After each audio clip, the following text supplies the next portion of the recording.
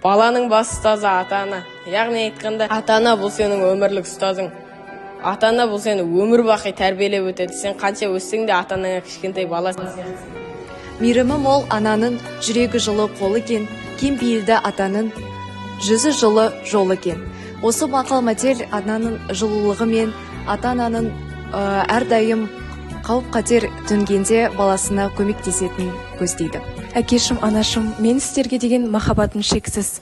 Осы сезімді күнде білдіре бермесем де, мен сіздерді өте қатты жақсы көретінді, сіздер әрқашан біліп жүргендеріңізді қалаймын.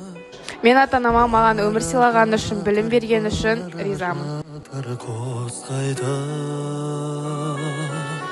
Зымырайды менің бала кезімде, бір жалт етіп өте шыққан сезімде.